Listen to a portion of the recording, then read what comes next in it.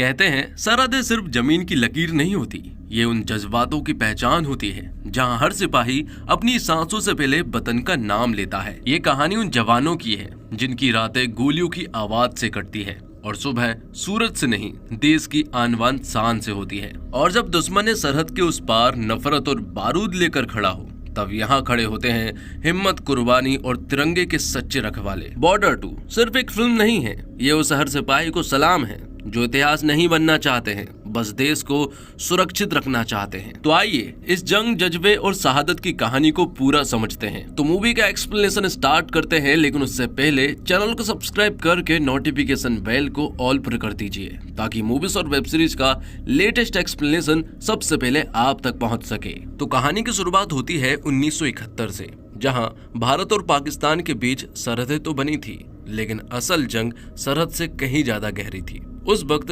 पाकिस्तान 2 हिस्सों में बटा हुआ था, पश्चिमी पाकिस्तान और पूर्वी पाकिस्तान, जिसे आज हम बांग्लादेश के नाम से जानते हैं। पूर्वी पाकिस्तान के लोग अपनी भाषा, अपने हक और अपनी पहचान के लिए लड़ रहे थे, लेकिन वहां की आवाज को बंदूकों से दबाया जा रहा था। तब पाकिस्तानी सेना ने अपने ही लोगों पर जुल्म शुरू कर दिया, गांव जला दिए, औरतों पर अत्याचार हुए और लाखों लोग जान बचाकर भारत की सीमा में शरण लेने के लिए मजबूर हो गए। तब भारत के लिए ये सिर्फ पड़ोसी देश का मामला नहीं था, ये इंसानियत का सवाल बन चुका था। एक तरफ लाखों शरणार्थियों का बोझ, दूसरी तरफ सीमा पर बढ़ता खतरा, और पाकिस्तान कभी नहीं चाहता था कि भारत बांग्लादेश की मदद करे। इसी वजह से पाकिस्तान ने कई बार भारत पर हमले किए। तो कहानी के केंद्र में है लेफ्टिनेंट कर्नल फतेह सिंह कलेर, जो कि जाबाज फौजी के साथ साथ एक मार्गदर्शक भी है। हाल ही में फतेह सिंह को ये बात मालूम चली है कि पाकिस्तान के बहुत सारे सोल्जर जो है वो इंडिया में घुस चुके हैं और हमारे कैंप पर नजर रख रहे हैं।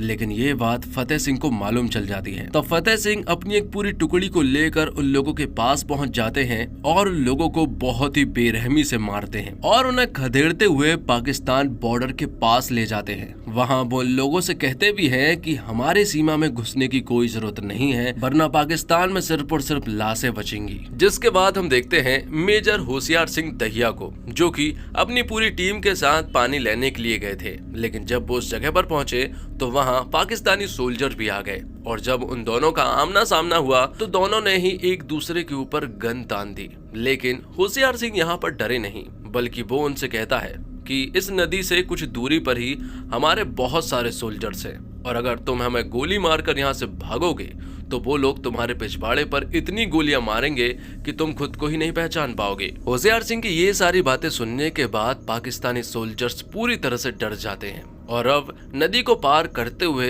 होशियार सिंह उनके पास जाता है और उन्हीं में से एक सोल्जर से वो पूछता है कि आखिरकार तुम्हें कितने दिन हुए हैं आर्मी में आए हुए। तो वो बताता है 3 महीने। ये सुनकर होशियार सिंह कहता है कि तुम्हें नहीं सिखाया गया कि जब सामने कोई मेजर खड़ा हो तो सैल्यूट करना चाहिए। तब वो सारे सोल्जर जो है वो यहाँ पर होशियार सिंह को सैल्यूट करते हैं और यहाँ से फौरन ही चले जाते हैं। यहाँ हमें मालूम चलता है कि नदी के कुछ दूरी पर होशियार सिंह के कोई भी सोल्जर्स मौजूद नहीं थे, बल्कि होशियार सिंह ने उन्हें बेवकूफ बनाया था। जिसके बाद हम देखते हैं निर्मलजीत सिखो को, जो कि एक जाबाज ऑफिसर है, और वो अपने बड़े ऑफिसर से कह रहा था कि एक दिन जब उसे मौका मिलेगा दुश्मनों से लड़ने के लिए तो वो अकेला ही बहुत सारे दुश्मनों को मार गिराएगा। और सिखो जो है वो नेक दिल इंसान है, और जब बात देश पर आएगी तो वो जान देने के लिए एक बार भी नहीं सोचेगा। जिसके बाद हम नेवी कमांडर MS रावत को देख पाते हैं। रावत जो है वो बहुत ही सूझबूझ वाला बंदा है, जो उसे सारी चीजें सिखाई गई है वो उन सारी चीजों को फॉलो करता है। इसी जहाज पर बहुत सारे ऑफिसर्स थे जो कि सोनार पर भरोसा नहीं करते हैं,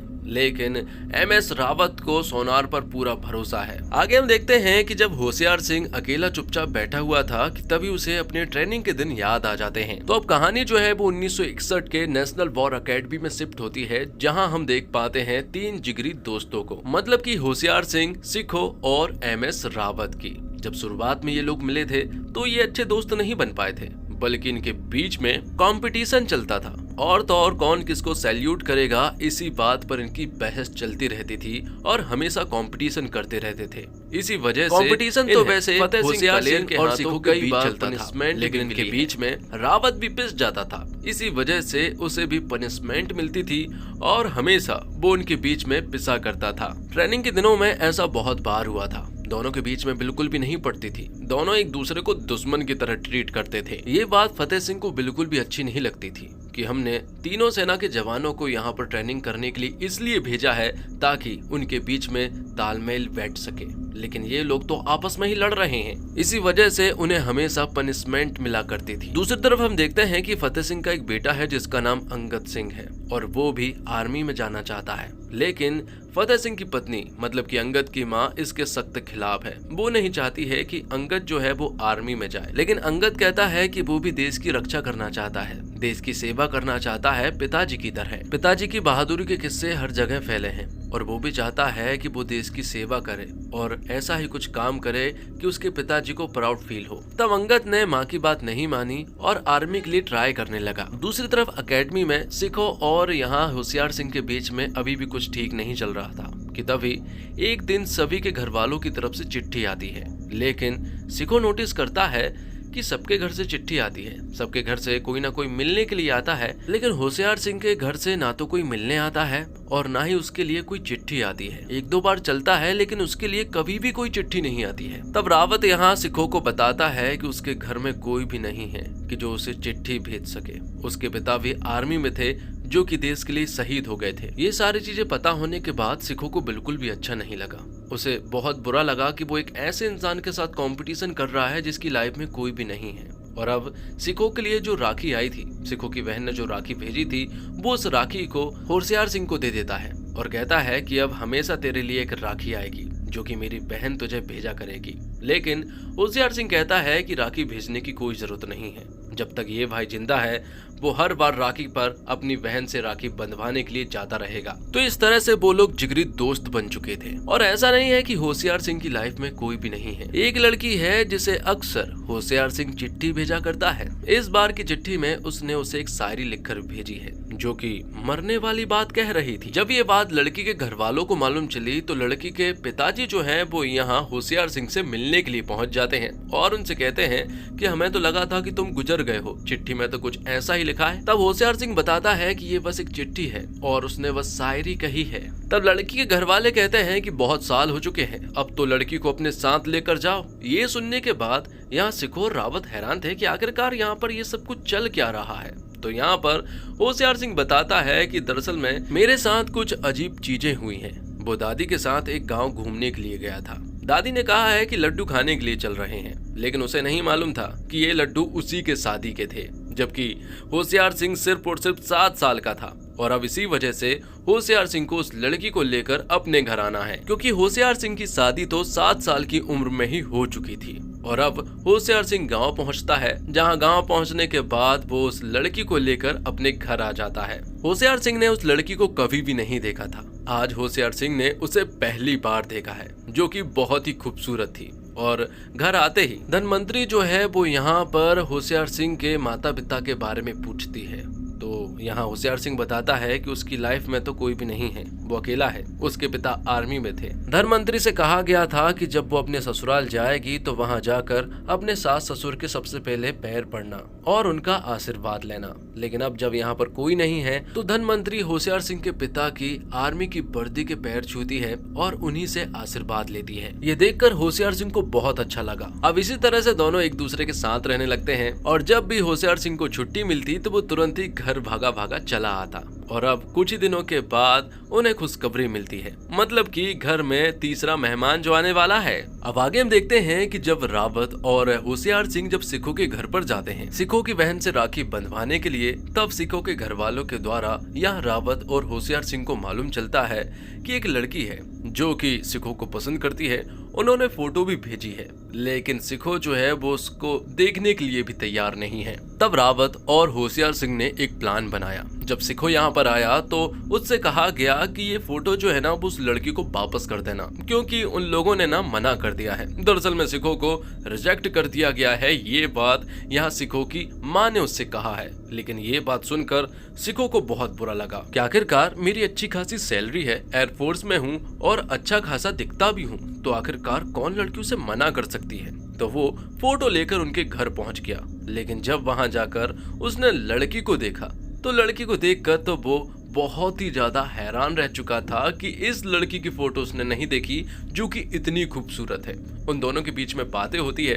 दरअसल में सिखो तो यहाँ फोटो लौटाने के लिए आया था, लेकिन अब वो पलट गया है और वो उनसे कहता है कि ये फोटो आपने कहाँ से खिंचवाई है, बताइए जरा। और यहीं पर सिखो को ये बात भी मालूम चल जाती है कि दरअसल में घर वालों ने उसका पोपट बनाया है, क्योंकि उन्होंने तो कभी उसे रिजेक्ट किया ही नहीं था। और अब क्योंकि सिखो और वो लड़की मोरनी दोनों ही शादी के लिए रेडी थे, तो दोनों की शादी करा दी जाती है। और शादी के रात को ही हमें मालूम चलता है कि बॉर्डर पर हालात बिगड़ चुके हैं। तब सिखो कहता है कि वही मैं सोचूं कि पंजाबियों की शादी में लड़ाइयाँ ना हो, ये तो हो ही नहीं सकता। अब सूचना मिलते ही तीनों जो है वो अपने अपने बेस पर पहुंच जाते हैं। वहां पहुंचने के बाद जब ये सारी तैयारियां कर ही रहे थे कि तभी पाकिस्तानी आर्मी जो है वो एयर जेट से हमला कर देती है और उन्होंने तीनों बेस पर, मतलब कि थल सेना, वायु सेना और जल सेना पर हमला कर दिया था, जिसमें हमारे बहुत सारे सैनिक मारे गए और बहुत सारे सैनिक घायल भी थे। और इसी हमले में होशियार सिंह, सिखो और रावत भी घायल हो चुके थे। तो हालात तो पूरी तरह से बिगड़ चुके थे।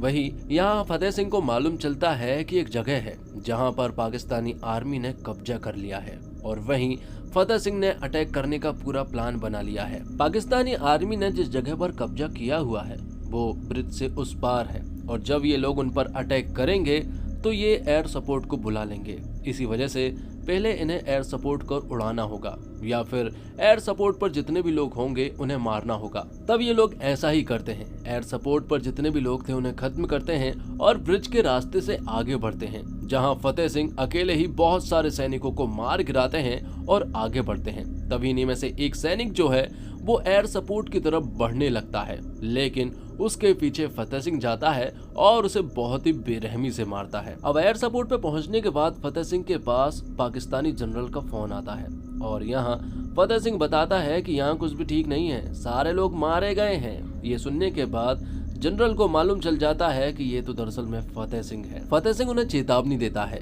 कि अभी भी मौका है, संभल जाओ, वरना हम तुम्हारे इतने चीथड़े उड़ाएंगे कि तुम गिन भी नहीं पाओगे। जनरल कहता है कि उसी तरह जैसे हमने तेरे बेटे के उड़ाए थे। यहाँ हमें बताया जाता है कि 1965 में एक लड़ाई के दौरान फतेह सिंह का बेटा अंगद सिंह जो है वो पाकिस्तानी आर्मी के हाथ लग गया था, जिस वजह से उन्होंने अंगद सिंह को बहुत ही बेरहमी से मारा था। फतेह सिंह कहता है कि मेरे बेटे पर मुझे फक्र है कि वो शहीद हुआ है। जब मौन रखने की बारी आई थी तो मैंने तेरे लिए भी 1 मिनट का मौन ज्यादा रख लिया था, क्योंकि मुझे पता है कि तू भी एक न एक दिन जरूर मरेगा मेरे हाथ। अब कहानी फ्लैशबैक में जाती है, जहां 1965 का सीन दिखाया जाता है, जब अंगद सिंह की चिट्ठी जो है वो फतेह सिंह के घर आई थी। फतेह सिंह उसे पढ़ रहा था और बहुत खुश भी हो रहा था कि तभी दरवाजे पर कुछ सोल्जर आए और उन्होंने ये बुरी खबर फतेह सिंह को सुनाई। ये सुनने के बाद फतेह सिंह को बहुत ज्यादा बुरा लगा। अंगद ने कई बार कॉल भी किया था, लेकिन फतेह सिंह अपनी पत्नी के साथ गुरुद्वारे गया था और फिर 1965 के बाद से फतेह सिंह कभी भी गुरुद्वारे नहीं गया। अब कहानी फिर से 1971 में आ जाती है, जब सारे जवानों की घर से चिट्ठी आती है। सभी लोग बहुत खुश थे क्योंकि जवानों को इस दिन का बहुत ज्यादा इंतजार होता है। यहाँ होशियार सिंह के नाम पे एक चिट्ठी आई थी। वो चिट्ठी दरअसल में धनमंत्री ने ही लिखी थी, जिसमें बहुत सारी गलतियां थी, लेकिन फिर भी उन सारी गलतियों को यहाँ पर होशियार सिंह ने समझ ली थी, जिसमें लिखा था कि 1 हफ्ते के बाद ही वो जल्द बाप बनने वाला है। धनमंत्री और होशियार सिंह के बीच में एक शर्त है कि बेटा होगा या फिर बेटी। होशियार सिंह चाहता है कि बेटी हो, लेकिन धनमंत्री चाहती है कि बेटा हो। दूसरी तरफ हम देखते हैं नेवी कमांडर MS रावत को, जो कि जहाज पर थे और कुछ दिन पहले ही उनके जहाज पर अटैक हुआ था और इसी में उनके कुछ फंक्शन जो है वो काम करना बंद कर दिए हैं। कि तभी हम देखते हैं कि कुछ और यहाँ पर अटैक होते हैं। इस बार पाकिस्तान की पनडुब्बी के द्वारा इस तरह से अटैक किए गए हैं कि पूरे जहाज में पानी घुस चुका है, जहाज डूबने लगा है और अटैक के कारण बहुत सारे सोल्जर्स जो हैं वो जख्मी भी हो चुके हैं। तो यहाँ रावत जो है वो सारे सोल्जर्स को बचाने की पूरी कोशिश करता, लेकिन यहाँ रावत ने भी उनकी सबमरीन में अटैक कर दिया था, जिस वजह से उनकी सबमरीन भी डैमेज हो चुकी थी। इसी वजह से उन्हें भी ऊपर आना पड़ा और ऊपर आने के बाद यहाँ रावत जो है वो उन पर गोलीबारी की बरसात कर देता है। लेकिन इतना काफी नहीं था, क्योंकि सबमरीन जो है वो नजदीक आ चुकी थी और फिर से जहाज पर कुछ अटैक होते हैं। जो सोल्जर्स बच गए थे उन्हें रेस्क्यू करके दूसरी जगह भेजा जा रहा था, लेकिन सबमरीन में जो पाकिस्तानी आर्मी है वो लोगों के ऊपर हमला कर रही थी। लेकिन MS रावत जो कि पूरी तरह से जख्मी हो चुका है, मरने की हालत में था, इसके बावजूद वो खड़ा होता है और उस सबमरीन में अटैक करता है और उस सबमरीन को पूरी तरह से ध्वस्त कर देता है। लेकिन आखिर में यहाँ MS रावत जो है वो शहीद हो जाता है क्योंकि उसकी हालत बहुत ही ज्यादा गंभीर हो चुकी थी। दूसरी तरफ हम देखते हैं सिखों को, जो कि अपने बेस पर मौजूद था। एयरक्राफ्ट के साथ वो यहीं पर मौजूद था और कुछ बच्चे भी यहीं मौजूद थे जो कि यहाँ सिखों से बात कर रहे थे कि तभी अचानक से कुछ एयरजेट यहाँ पर आते हैं और वो आते ही यहाँ पर गोलीबारी स्टार्ट कर देते हैं और जो बच्चे मौजूद थे ना वो भी खत्म हो जाते हैं। ये देखकर यहाँ सिखों को गुस्सा आ जाता है और वो तुरंत ही उन जेट के पीछे पड़ जाता है जो कि लगभग 4 से 5 थे और सिखो अकेला ही था।